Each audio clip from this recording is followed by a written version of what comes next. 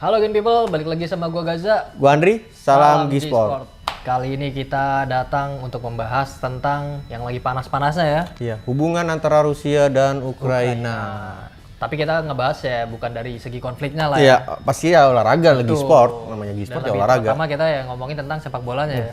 Karena ada hal-hal unik ternyata ya. Ya, ada hal unik di antara Hubungan mereka berdua hubungan ya. mereka Kedua negara ini. dari segi sepak bola ya. Iya. Salah satunya tuh ada beberapa pemain Ukraina yang berkarir di Rusia. Tuh. Gue mencatat Siapa aja tuh satu ada Yaroslav Rakitsky. Dia tuh merumput bersama Zenit Saint Petersburg kan, bergabung sejak 2019 lalu. Berarti kan udah hampir 3 tahun lebih ya di sana. Iya, betul. Nah, bersama tim tersebut dia tuh udah mencatatkan tiga kali juara Liga Rusia. Cukup berhasil berarti dia ya di situ ya. Nah, ketika mendengar konflik Rusia dan Ukraina, dia tuh kayak sedikit bersedia. Dia menyampaikan kayak di Instagramnya tuh ajakan untuk berdamai kedua negara. Dia bilang, saya orang Ukraina, perdamaian untuk Ukraina. Paicin Ukraina, stop war. Disusul emoji tangan berdoa. Itu dia berharap lah kedua negara bisa baik-baik saja. Karena kan dia diterima juga kan berkarir di Rusia kan. Iya, karena ya dilema juga sebenarnya dia. Dilema ya. juga ya. Orang Ukraina tapi berkarirnya di Iya. Rusia, Liga Rusia ya. Nah kalau kedua nih ada di catatan gue namanya Ivan Ordets. Dia itu pemain bek tengah yang memiliki udah bermain 12 kali untuk timnas Ukraina. Dia itu timnya di Liga Rusia di Dinamo Moskow. Dia main sejak musim panas 2019 di klub tersebut. Nah sejak berseragam di Dinamo Moskow, Ivan Ordets tuh udah berhasil meraih penghargaan pemain terbaik Liga Rusia pada musim 2019-2020 kemarin. Sama berarti ya main itu. Iya. Nah, melalui akun Instagram pribadinya sama tuh kayak yang sebelumnya, Yaroslav ya. Dia juga si Ivan Ordets tuh juga mengunggah postingan di Instagramnya ya. Mengenai tentang konflik yang sedang terjadi antara Rusia dan Ukraina. Dia ngomong dengan segenap hati dan jiwa saya bersama Ukraina. Tidak ada perang di Ukraina. Dan itu ada emoji bendera negara dan patah hati serta tangan berdoa. Ini satu lagi juga ada nih, Ja. Oh, ada lagi? Masih ada. Gue nyata tuh ada Dimitro Ivani Senya. Itu dia pemain yang berkarir di Kria Soyevetan Samarak sejak 2021. Berarti baru satu musim ya. Dia tuh mencatatkan 6 penampilan di Liga Rusia. Sejauh ini tidak percayalah negaranya bisa akhirnya konflik dengan Rusia kan. Ya sama seperti dua pemain lainnya, dia tuh menyatakan di Instagramnya juga kayak harap-harapan lah agar tuh pertikaian keduanya bisa selesai gitu. Nah tapi ternyata bukan hanya dari pemain Ukraina aja nih Bang yang bersuara mengenai konflik yang terjadi ya.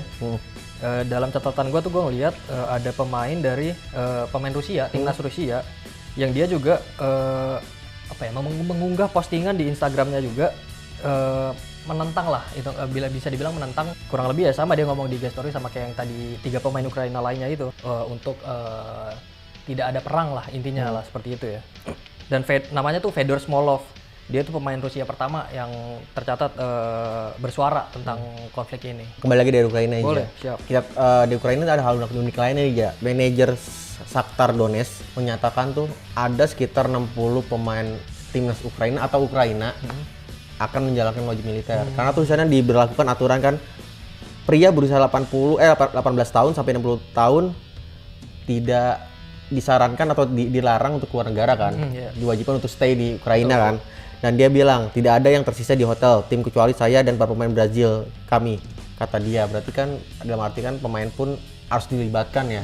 Gak cuma bela negara saat mereka bertanding, tapi juga harus terjun ke medan perang kan. Karena emang gue lihat sih kemarin-kemarin juga ada beberapa atlet lain juga kayak petinju tuh yang tadinya lagi di luar balik ke Ukraina untuk membela negaranya seperti itu. Nah konflik antara Rusia dan Ukraina ini ternyata juga ya bikin dampak kepada sepak bola, dunia sepak bola. Salah satunya tuh adalah final Liga Champions yang tadinya harusnya dilangsungkan di Kretovsky Stadium di Saint Petersburg, akhirnya dipindah ke Prancis di Stade de France karena kan ya masih konflik lah ya. Jadi mungkin takut kali ya UEFA ya untuk bikin pertandingan di sana ya. Karena kan seharusnya ini final Liga Champions tuh tanggal 28 Mei 2022 dilangsungkannya. Masih 2 bulan walaupun lagi ya? masih lama cuman ya mungkin udah inilah ya Biar antisipasi dulu mungkin ya. biar ketika dipindah negara yang ditunjuk bisa siap kan. Betul. Atau stadion itu bisa lebih siap kan. Biar nggak dadakan juga kali ya. Nggak dadakan juga. Biar siap. Lalu ada juga dari kalau dari klub nih ada beberapa tim yang memutus kerjasama kontrak dengan sponsor-sponsor mereka. Kayak contohnya ada Schalke. Schalke tadinya di sininya tuh ada sponsor dari perusahaan energi multinasional dari Rusia, namanya Gazprom. Nah, karena ada konflik ini, Schalke memutus kontrak dan akhirnya yang logonya tadi ada jadi hilang. Di Liga Inggris juga ada Manchester United. Dia itu punya kerjasama dengan maskapai penerbangan dari Rusia, namanya Aeroflot. Nah, karena konflik ini juga, yang seharusnya kontraknya akhir musim ini selesai, dipercepat, diputus saat ini juga. Terus gue catat dari gengsi juga pemilik Chelsea kan? Iya, betul. Yang akhirnya menyerahkan Roman Abramovich ya? Roman ya, menyerahkan ke yayasan kan? Karena didesak kan? Iya. Bukan didesak sih, dibenci. Ya, karena kan diindikasi karena katanya Abramovich tuh dekat memiliki dengan Putin. kedekatan yang Putin. Akhirnya sejak 25 Februari kalau nggak salah dari catatan gua, dia tuh tidak boleh tinggal di Inggris. Gue juga di catatan Ninja. Kan kita tahu lah sekarang Rusia lagi invasi ya, besar-besaran ke Ukraina ya. Betul. Dengan semua kekuatannya. Tapi di segi sepak bola Ukraina lebih unggul ketimbang Rusia. Oh gitu ya? Iya, karena tuh berdasarkan ranking FIFA terbaru Februari kemarin, Ukraina saat ini berada di peringkat 27 dengan poin 1.535 poin. Sedangkan Rusia tuh berada di peringkat 35 dengan 1.493 poin. Tadi kan bicara soal ranking ya, soal head to head juga lebih unggul Ukraina. Kedua tim baru 2 kali bertemu. Ukraina menang sekali dan seri sekali. Itu terjadi pada pertemuan di tahun 98 pada kualifikasi Euro 2000 di mana Ukraina unggul 3-2 atas Rusia. Lalu tahun 99 kedua negara harus puas bermain 1-1. Jadi jarang bertemu sebenarnya. Jarang bertemu ya. Dari 99 sampai sekarang baru 2 kali bertemu. Ya Ukraina lebih unggul kan. Iya. Nah, ada lagi nih dampak dari konflik ini. Nanti tanggal 24 dan 28 Maret Rusia tuh jadi tuan rumah untuk laga playoff yang digelar di Moskow. Iya. Di situ harusnya ada Rusia, Swedia, Republik Ceko, dan Polandia. Mereka harus bertanding seharusnya ya di 2 hari itu. Tapi 3 tim yang lain itu, Swedia, Ceko, dan Polandia menolak untuk bertanding dengan Rusia di Rusia. Kapten tim Polandia nih, Lewandowski, dia buka suara karena bilang sebenarnya memang bukan salah pemain timnas Rusia atau fans Rusia ya konflik ini terjadi, tapi tidak bisa hanya menganggap tidak ada apa-apa gitu. Jadi dia memutuskan untuk memboikot pertandingan itu akhirnya kan. Ya, gue berharap sih mereka dua negara kan bisa kembali baik-baik saja ya. Betul. Karena kan banyak aspek yang dirugikan, salah satunya sepak bola kan. Olahraga sendiri kan banyak event bertaraf internasional gagal, banyak ada pemain yang lagi karirnya tersendat, mungkin tersendat berhenti Kak. Karena kan merasa terancam mungkin ya. Karena ya harus ada beberapa poin yang di luar juga. Ukraina kan harus memikirkan keluarganya yang di rumah seperti itu. Benar. Ya, jadi mengganggu lah bisa dibilang ya. Iya. Semoga ya cepat-cepat selesai lah.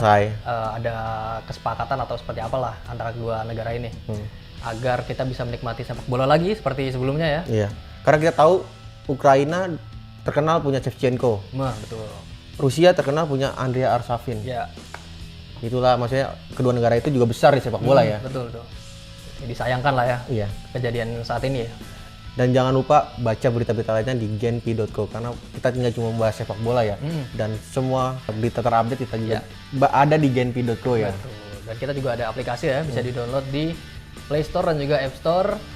Dan jangan lupa like, comment, subscribe channel YouTube genpi.co. Gue Gaza. Gue Andri, salam G-Sport.